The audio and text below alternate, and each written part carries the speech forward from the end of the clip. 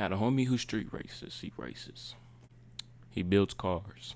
He said, hey, I understand that the stock bottom-end Coyote could make 800 horsepower, but I think it takes more effort than you let on. Basically, I think you got to do more than just boosting fuel like you claim. I wish I could provide dyno numbers and freaking documentation to back my claims, but absolutely everything you hear from me can be found by a simple Google search. The reason you don't have to replace cams when you boost a Coyote out the box is because the Coyote has a system called twin independent variable cam timing. So when you boost the motor, instead of replacing the cams, you phase them in a different way from stock to accommodate the new air introduced to the motor. Now, one step below the cams, you got your heads. Coyote heads flow 280 to 390 CFM, a violent jump. But that's between all three generations. 280 to 390 CFM heads is crazy, and I'm explaining to you why. A K20 head flows 285 to 295 CFM across all K20 platforms.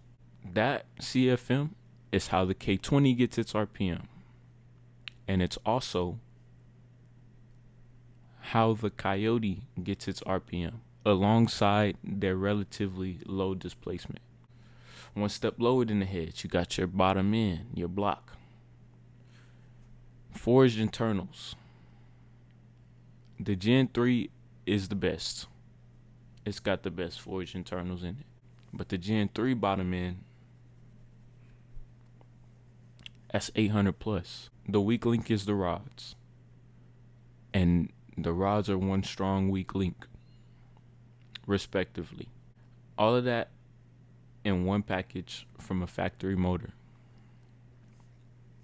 allows for the easiest 800 horsepower you will ever touch in your life.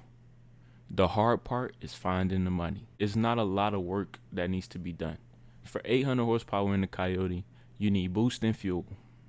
Now, with that being said, towards the extremes, as with any motor, when you start dipping into thousands and 1500s and crazy power, obviously a lot of expensive things have to be replaced, as would any other engine under the sun.